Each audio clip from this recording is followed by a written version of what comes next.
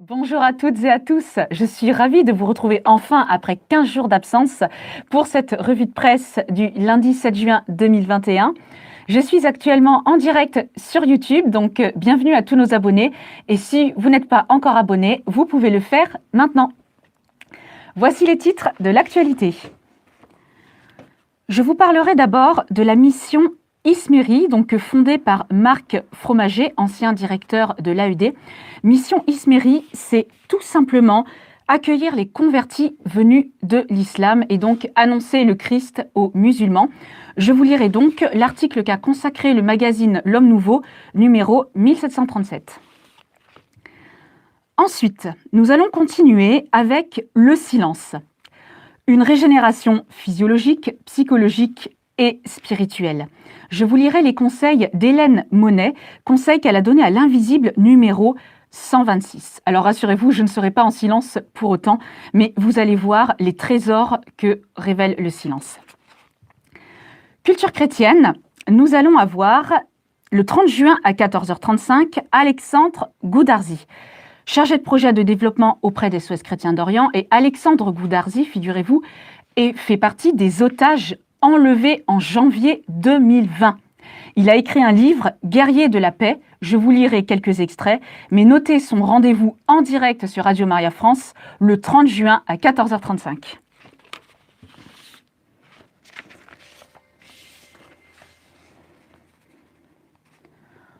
Nous commençons cette revue de presse du lundi 7 juin 2021 avec la mission Ismeri, une mission pour la conversion des musulmans. Voici donc l'article de L'Homme Nouveau numéro 1737. Mission Ismeri est née d'un constat. De plus en plus de musulmans découvrent le Christ et embrassent la religion catholique. C'est évidemment une très bonne nouvelle. Si nous sommes chrétiens, chaque jour et chaque nouveau fidèle ne peut que nous réjouir, et ce mouvement de conversion de l'islam au Christ que nous observons à travers le monde constitue objectivement un motif de joie et d'action de grâce. Face à ce constat, qui est également, selon nous, un signe des temps, Mission Ismeri souhaite apporter sa modeste contribution en accompagnant et facilitant l'accueil de ces nouveaux chrétiens issus de l'islam au sein de l'Église. Notre objectif est donc avant tout de répondre à une situation existante, mais aussi participer activement à ce mouvement de fond en développant l'annonce explicite de l'Évangile auprès des musulmans. On pourrait se demander pourquoi nous nous concentrons sur les musulmans. Tout d'abord, dans l'Église, il y a toujours eu de nombreux charismes et priorités pastorales. Et il nous semble que cet apostolat spécifique est déjà très important en soi.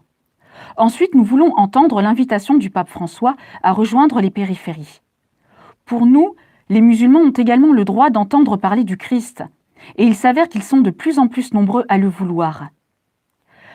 Enfin, les musulmans sont souvent les seuls à s'intéresser aux questions métaphysiques et notamment à celle du salut. Lors des évangélisations de rue, il n'y a guère plus qu'eux à bien vouloir écouter l'annonce du Christ.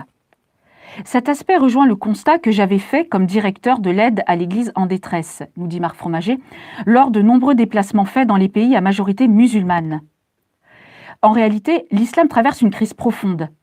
Et outre les nombreuses dissensions dont il est l'objet, on pourrait catégoriser le monde musulman en 3 groupes principaux. Un premier groupe, minoritaire mais qui se développe, se radicalise et prône la sécession, voire la conquête. Un second groupe, sans doute le plus important, se sécularise, voire devient athée, y compris dans les théocraties du Moyen-Orient. Des populations jeunes supportent de moins en moins la pression étouffante des ayatollahs et autres garants de l'ordre islamique. Enfin, un troisième groupe cherche une nouvelle réponse religieuse ou se laisse toucher, souvent mystérieusement, notamment par les songes, par le Christ ou la Vierge Marie. Je pense notamment à cette Iranienne que j'ai rencontrée, convertie à la suite d'un songe. Elle s'est vue dans la position de la croix et en a ressenti un immense bonheur.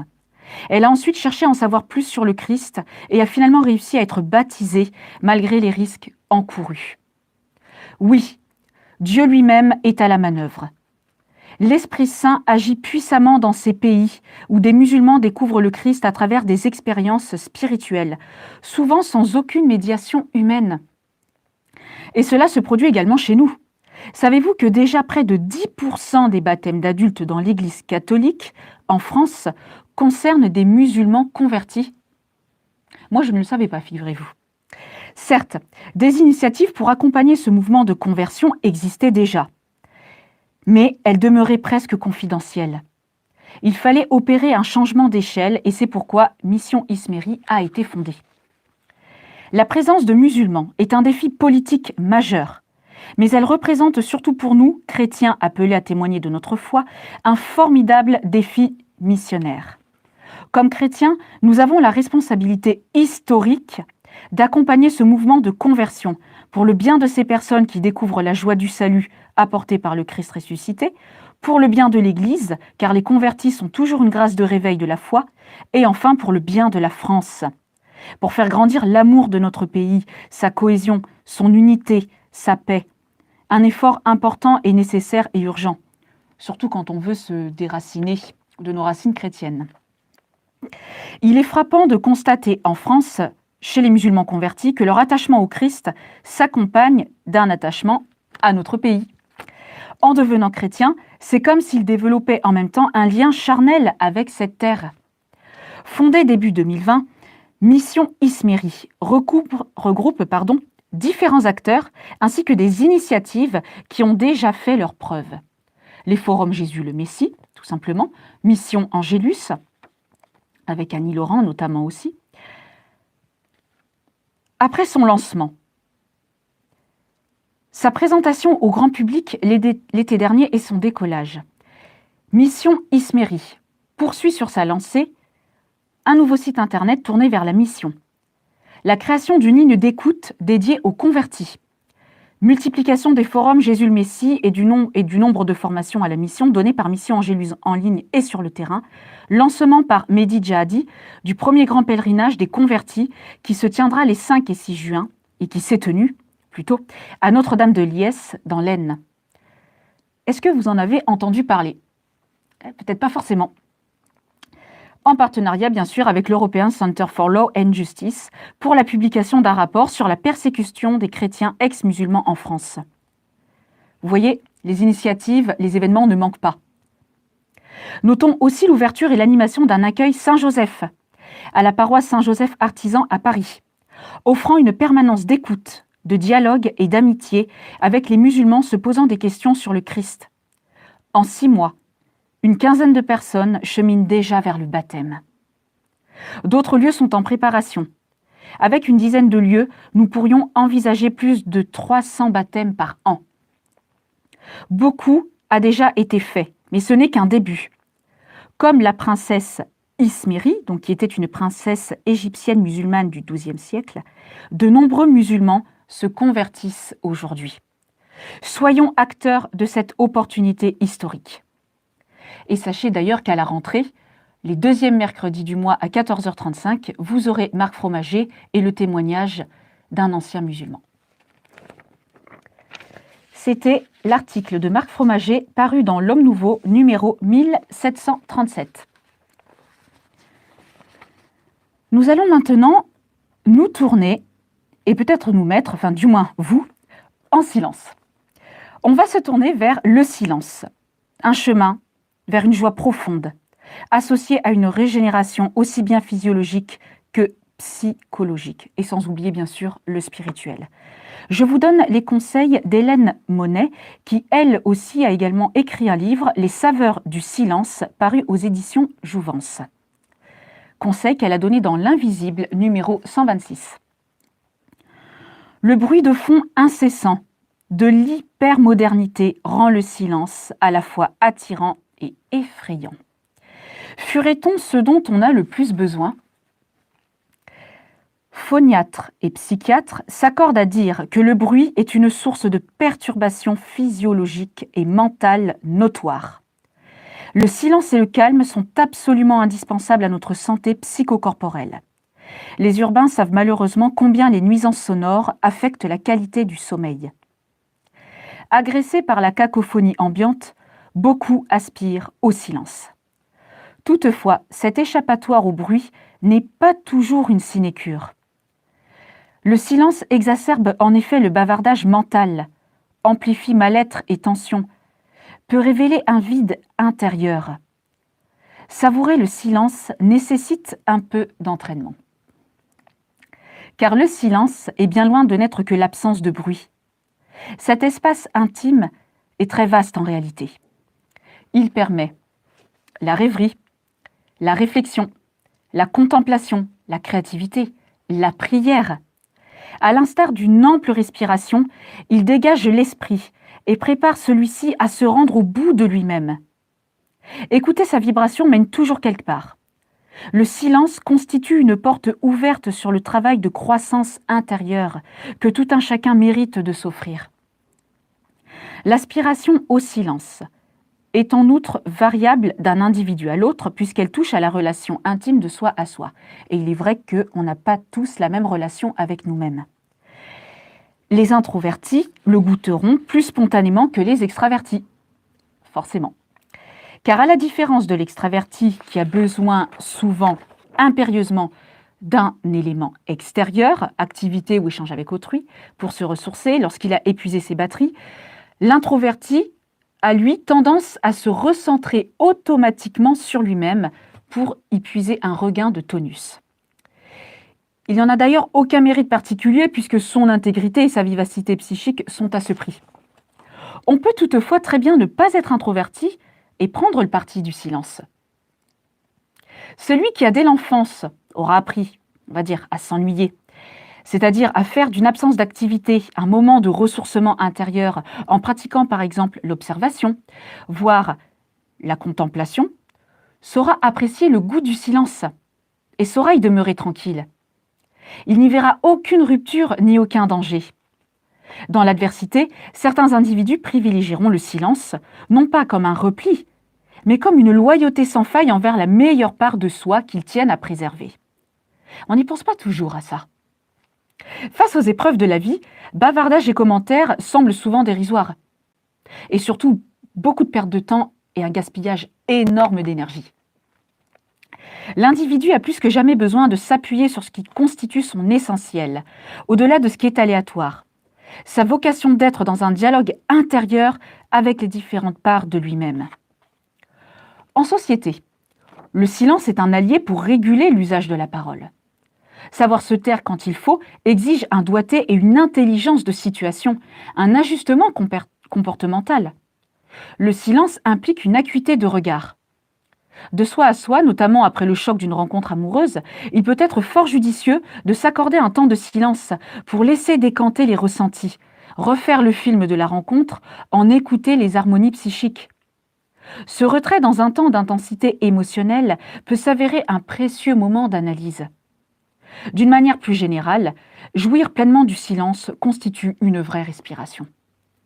C'est un repos indispensable à notre essence humaine, pour le corps, le mental, le cœur, l'âme. L'individu ne peut continuer à perdre haleine et donc à souffrir en courant sans cesse après la performance professionnelle et le consumérisme tout azimut. Il lui faut s'accorder régulièrement des pauses de retrait que lui offre le silence. Ça nous permettrait vraiment de vivre plus longtemps. Je vous donne donc 5 clés pour passer en mode silencieux. Ce serait un peu dommage que ce soit réservé qu'au téléphone. La première clé, se taire pour goûter une joie. Être à l'écoute, attentif de ses sensations, apporte toujours de la joie au cœur. Pour goûter pleinement un plaisir sensoriel, le silence est indispensable. Profitez d'un environnement naturel, si possible, pour savourer pleinement l'inattendu qui vous est offert. Regardez le jeu du soleil dans un feuillage, toucher un pétale de fleur, ressentir la caresse d'une brise sur votre visage, la chaleur du soleil dans votre dos, écoutez le bruit d'une averse, vibrer avec la trille d'un oiseau, ce que vous avez à portée de main, mais en lien avec la nature. Deuxième clé, manger en silence. À table, le silence permet d'abord une mastification gustative. Ensuite, il peut s'allier à une vraie gratitude pour la nourriture, ses arômes, ses saveurs. La chance de trouver quelque chose à se mettre sous la dent. Le soin mis à produire ces aliments. Enfin, la trace laissée au palais peut se graver dans la mémoire associée à l'éclat de la journée ou au sourire d'un hôte. Par exemple, prendre le café avec un ami. Troisième clé, coupez le téléphone portable au moins 30 minutes dans la journée. Allez, on s'y met maintenant. Rompez totalement avec le monde extérieur pour vivre authentiquement et intensément la ressource cachée du silence. Vous accomplissez ainsi un choix essentiel, celui d'être à l'écoute sincère et unique de vous-même. Quatrième clé, savourez le silence en couple. Pas d'intimité entre deux êtres sans la présence du silence qui rend aux mots leur valeur véritable.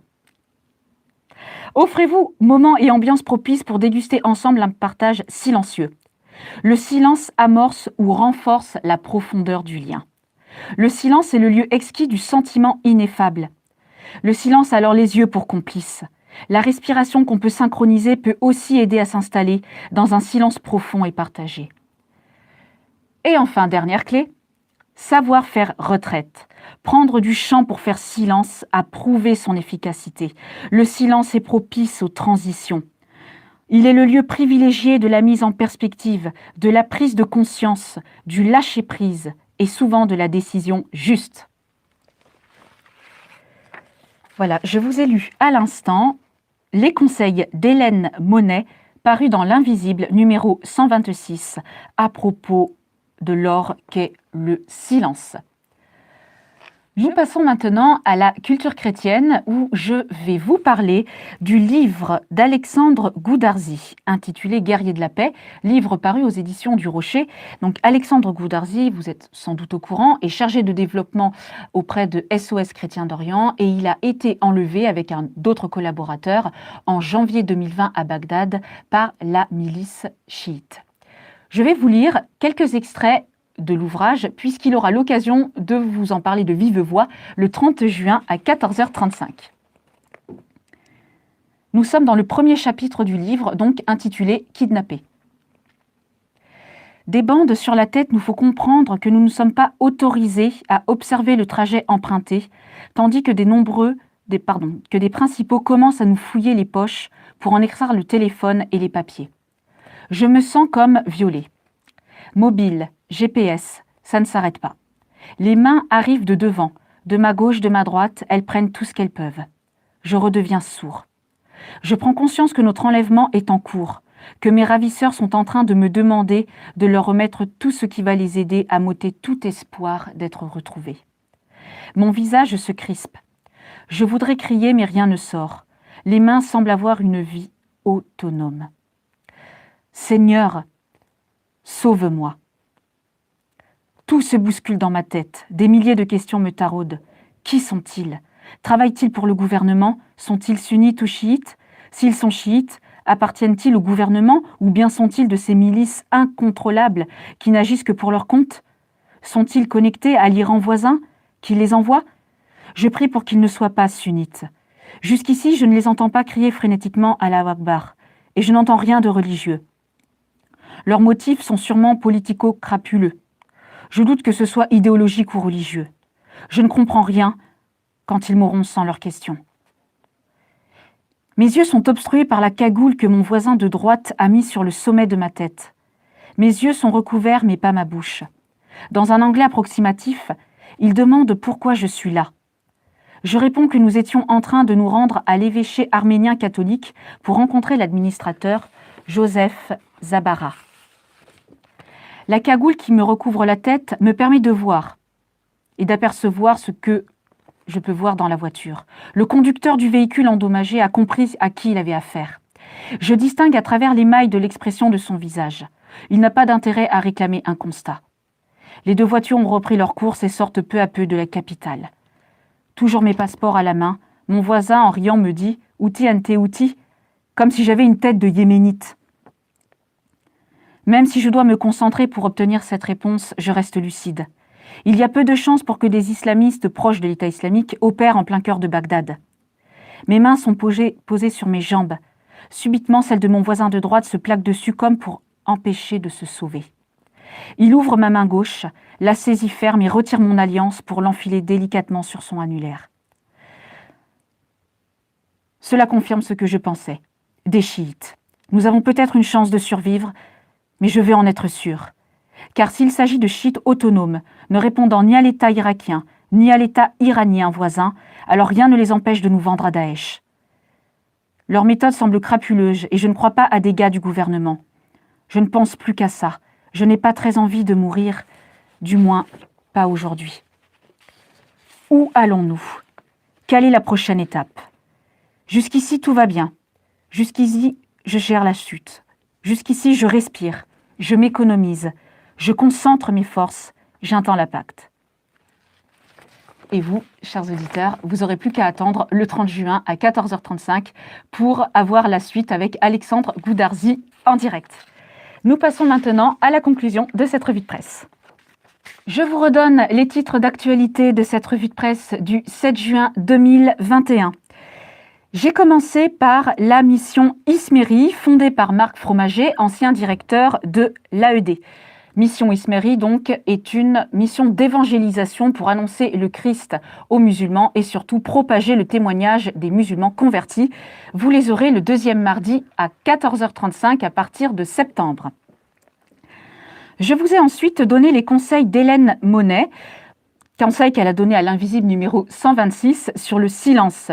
Un silence d'or pour le physique, le psychique et le spirituel. Elle est également auteure des Saveurs du silence, paru aux éditions Jouvence. Et en culture chrétienne, je viens de vous parler à l'instant du livre Guerrier de la paix. Je vous ai lu quelques extraits du premier chapitre Kidnappé, donc du livre d'Alexandre Goudarzi, qui avait été donc enlevé par la milice chiite en janvier 2020 et qui sera notre invité le 30 juin à 14h35. Très bon après-midi à l'écoute de Radio Maria et je vous retrouve avec joie lundi prochain.